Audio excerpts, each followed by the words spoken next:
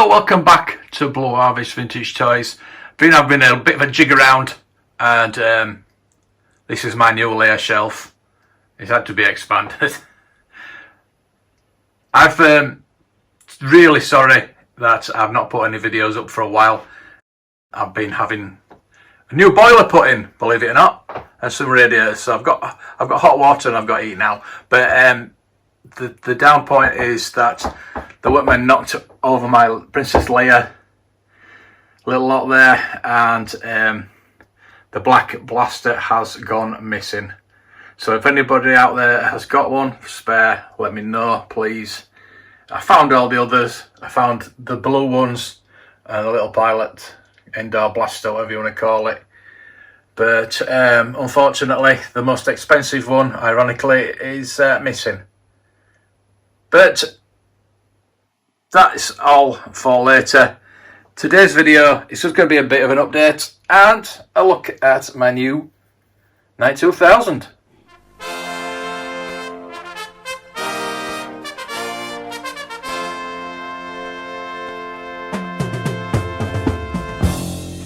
Yes, so here's my Knight Industies 2000. I'm not going to look at that just yet.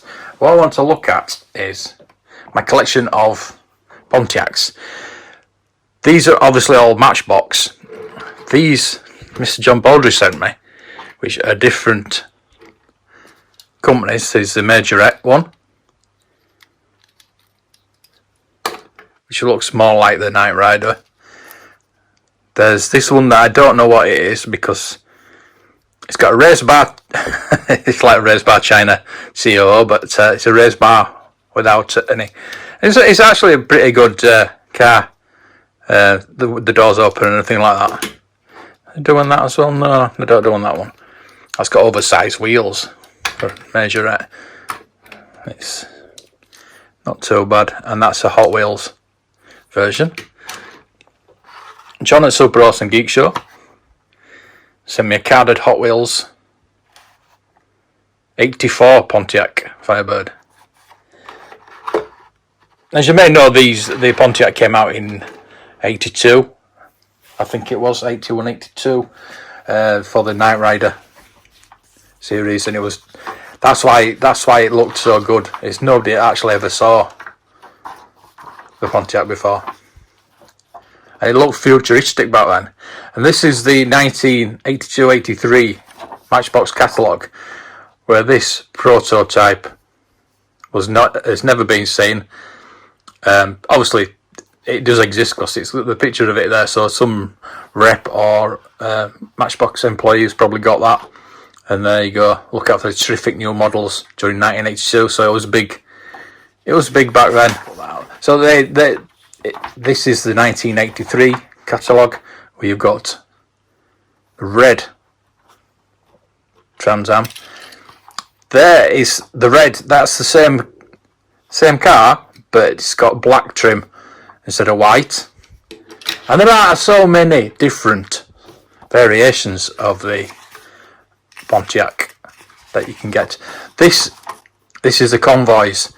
Now I got that because it looks like the Knight Industries truck. Obviously it's not to scale and you can't get the Pontiac in the back, but I had that just to pretend that it was the Knight Rider car. I mean, the Matchbox car was never looked like. I always had the Firebird on it. I did actually paint mine. I had the black one like this, and I painted it all black to make it look like the Knight Rider. That's the black one. There's the black with the red interior variant. As I said, there's just so many different variants. The purple, red, the whiz wheels, blue one. All the suspensions and things like that are different because they're from different places. That one's China. That one's Macau. So it's like your Star Wars figures. They're different places. There's a red Lesney, England. So it doesn't actually tell you where that was made. So I don't think it was made in England. But here's my other red one. It's exactly the same as that, but obviously in better condition.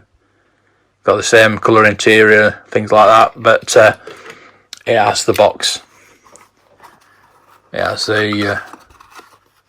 and again, you've got the blue with the gold, which was the prototype. So that's all they come. I mean, I really love these old boxes, those match boxes. That really takes me back, because this is what I first collected with my my spend every Saturday at the same market stall as I got my Star Wars figures. So that leads me on to the Kenner Kitt Knight Industies 2000. Obviously, Automan is driving at the moment, because I don't have a Michael Knight, but it's from the same era. Bit of a mashup, but okay. As you can see, the car itself is in not a bad condition. It was listed as absolutely battered.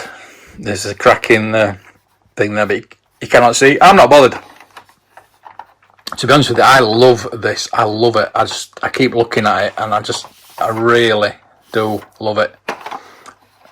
There's damage at the front bumper, but you can't see that. I could try and sort that out. I wish they would have put a light in the front. That would have been pretty cool. It is missing a door. I am looking for a door.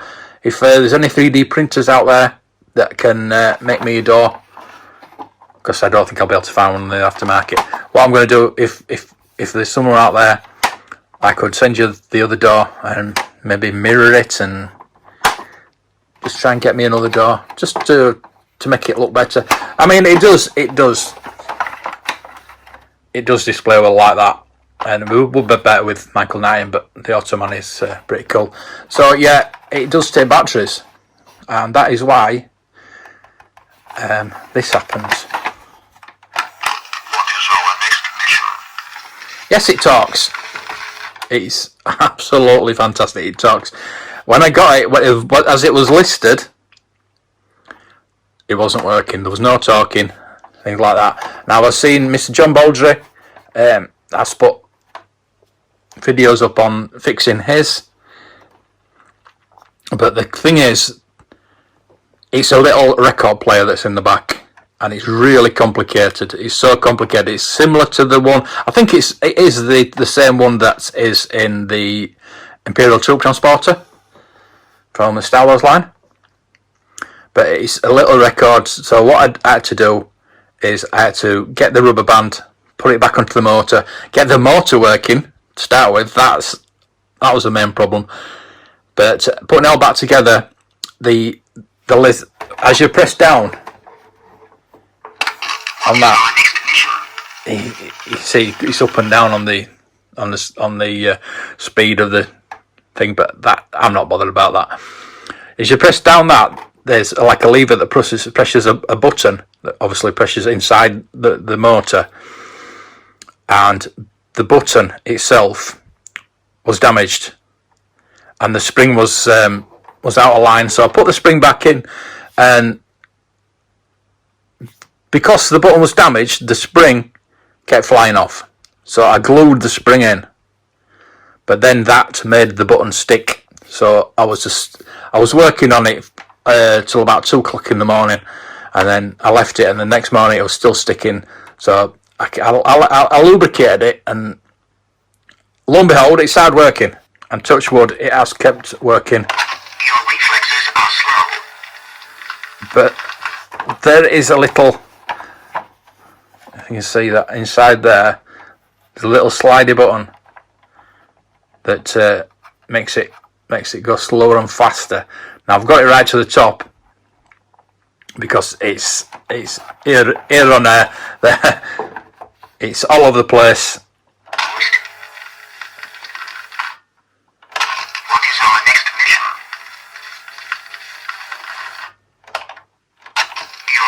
reflexes are slow. See, it's not too bad, is it, sometimes? And sometimes it's fast, sometimes it's slow. It's all over the place, to be honest with you. But I don't care. I love it as it is. And Mr. Auto Man, this is another find that I've been after for a while. Is sat in there and he can drive it. So there you go. That's my little video. I'm going to be doing a few more. I've just been having a few issues with having the boiler in. I'm having my operation next week, so yeah, it's slowing down a bit on the videos, but I will be doing a few more. Don't worry about that. And plus, also, I hit 1,000 subscribers, so I'm now monetized. So I do apologise if there was a advert at the beginning. Give me some feedback on where you want the adverts. It's a necessary evil, unfortunately. I hope you will still watch my stuff, and hopefully on the paliboys we'll be getting the membership sorted out soon, and you can put emojis, custom emojis and all sorts, and yeah, super chats on there as well, but not that bothered about that, to be honest with you. I want to get the community tab, and I want to get the membership up and running, so we can have even better time on the paliboys. So thank you for watching, and thank you so much for 1,000 subscribers. I just cannot believe it, to be honest with you. Thank you to Sleeping Collectibles for helping me over that threshold, and to Brandon. They've been so supportive, and everybody that watches, all the paliboys. So thank you for everybody that's subscribed. I really appreciate it. And until the next video, may the toys be with you.